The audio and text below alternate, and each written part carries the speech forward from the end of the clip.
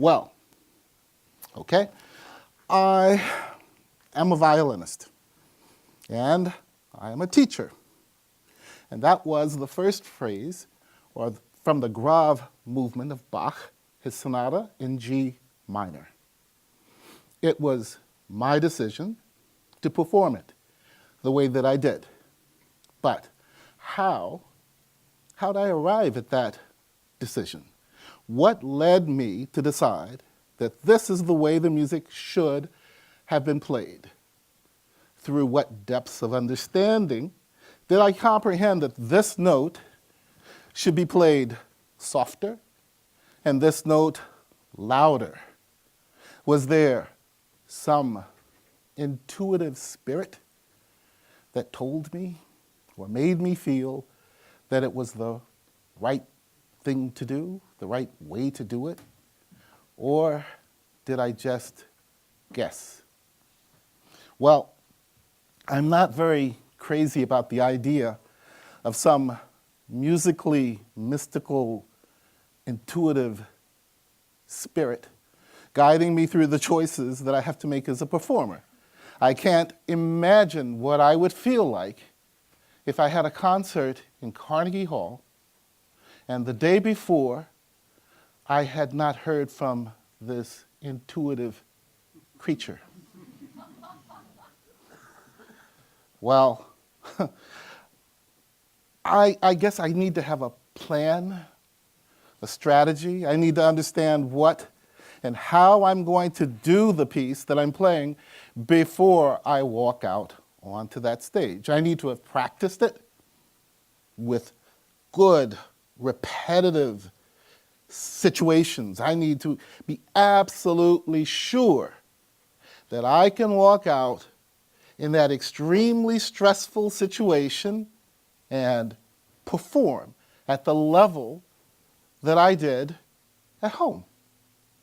Well, this is something that students need to desperately learn, how to organize their practicing so as to become more efficient and effective. So you see, as a teacher, there's a choice to be made in guiding those students towards that level of performance. And that question is, do I tell them to do it as I do it? Or do I ask them to explore how they would do it and help them to accomplish this? I mean, these days, we've grown into such a product-oriented musical culture that I guess the simplest way would be to look at the student and say, I did it this way, you do it that way. That would save time and give them a proven route to take, and thus guaranteeing a very successful product. Well, for me, this solution presents a huge problem, as it would seem that as musicians, we are so concerned with that product that we've forgotten how to look beyond and ask that very, very simple but essential question: why? Why did I get that result? How did I get that result? Does this result say what I believe to be true about the ideals that I feel in the music that I'm playing? Well, with this attitude so seemingly prevalent in our society, it's no wonder that all too often we just, as teachers, tell the student, I did it this way, you do it that way. Instead of encouraging them, guiding, and giving them the tools to explore just why they're doing it the way they are. Okay, let's perhaps have a look at a particular part of performance which is called intonation, or playing in or out of tune. You see, pitch is a very, very important thing for musicians. And it's a very, very difficult subject, but let me try to show you what I mean.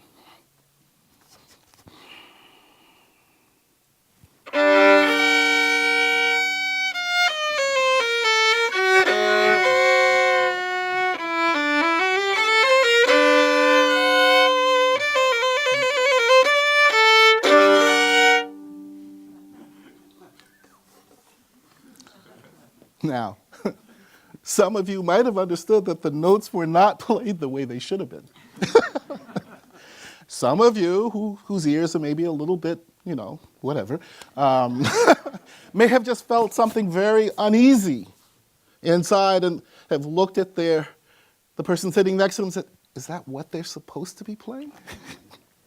Well, you're both right, as I did purposely play it out of tune or with bad intonation.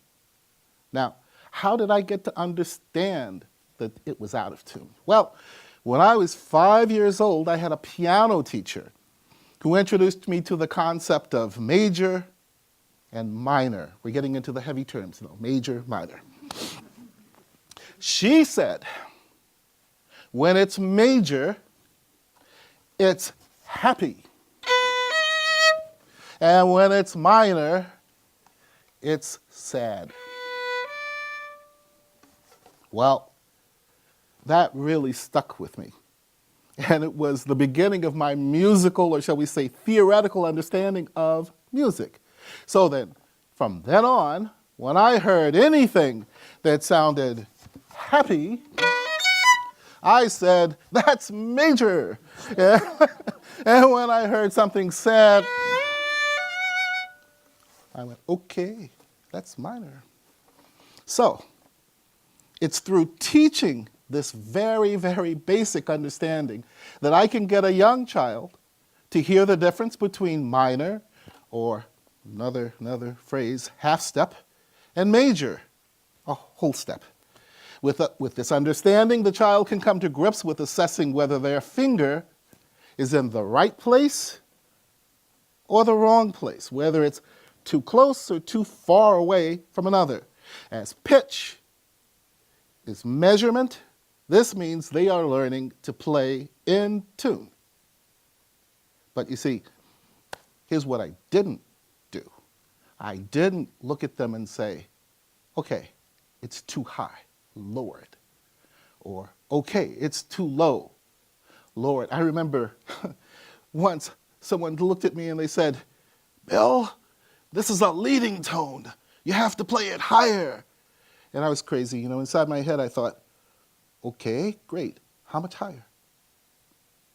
He couldn't tell me that, So let's look at another possibility. Let's look at the bow. I tell my students, if you hold your bow one way, this is a bow, for those of you who don't know, okay? If you hold your bow one way, it produces one kind of sound. But to be a really wonderful violinist, you need at least 1,000 different sounds. So, how many ways do you think you need to hold the bow? 1,000. Well, can you really remember 1,000 different ways to do something? I don't know. Maybe you guys are smarter than I am. I am not of that category, so I need another way. So, I take it to one starting point, and from that point, I can give them the tools to understand how, not only to remember what those different places on the bow are, but how to relate that to a sound. For example, if I take these two fingers, my middle two fingers, and I push it way down on the bow, it gets a really rough and gruff sound.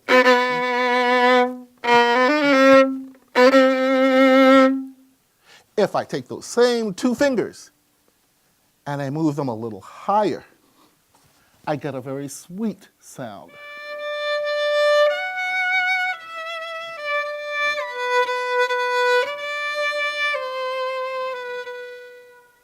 These, and all the possibilities in between, completely open up the range of expression the student has at their disposal with the right hand. Another tool could be just simply from the gesture of putting their finger on the string. For example, if I want it, and if I put my fingers really softly, it could be something that's very sweet.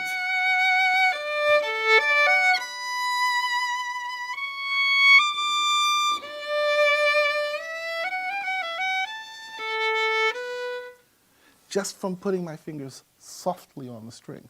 Or if I want more force,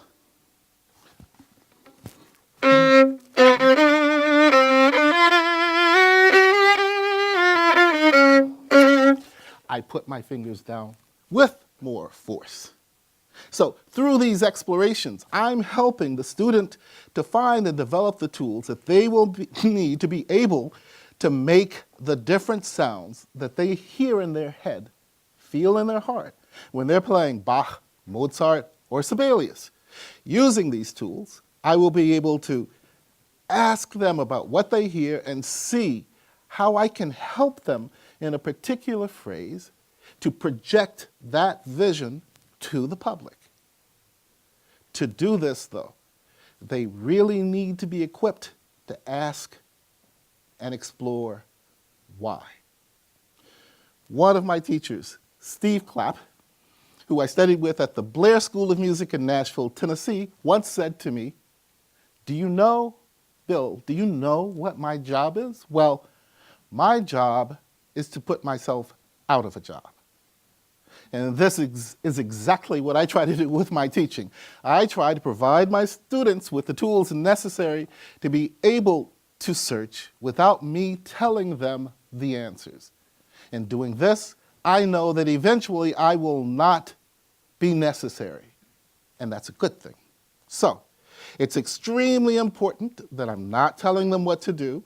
I'm getting them to explore, to look around, to hear, to ask themselves, do I like what I'm hearing?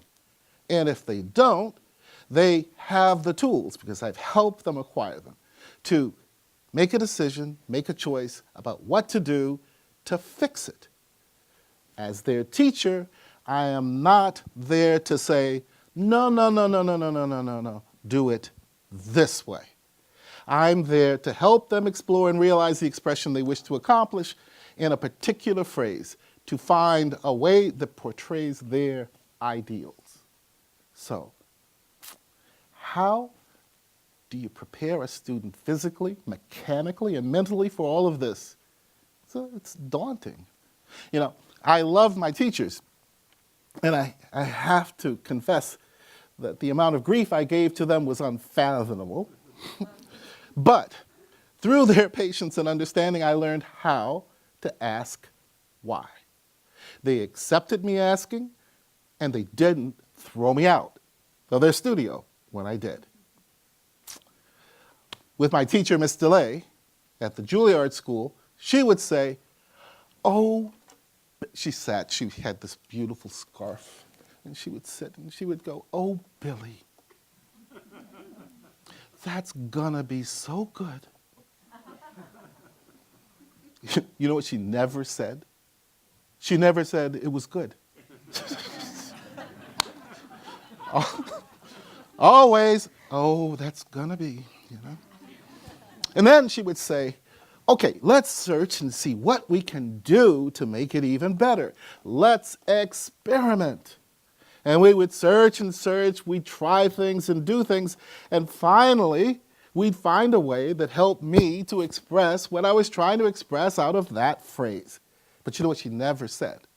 She never said, do it this way, Billy.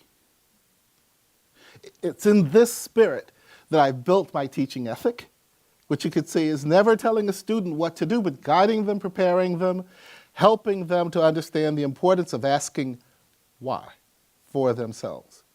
So, what about you? What about all you guys?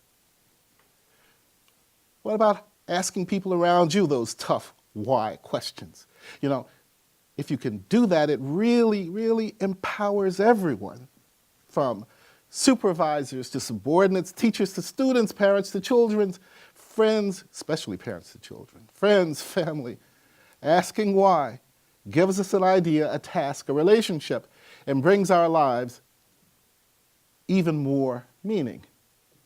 So, as I sit here to talk about it, I am sure, I'm more and more sure, don't tell your English teachers I said that, you know, that by doing this and thinking this way and teaching this way, I am in effect putting myself out of a job. And That's a very good thing. Thank you.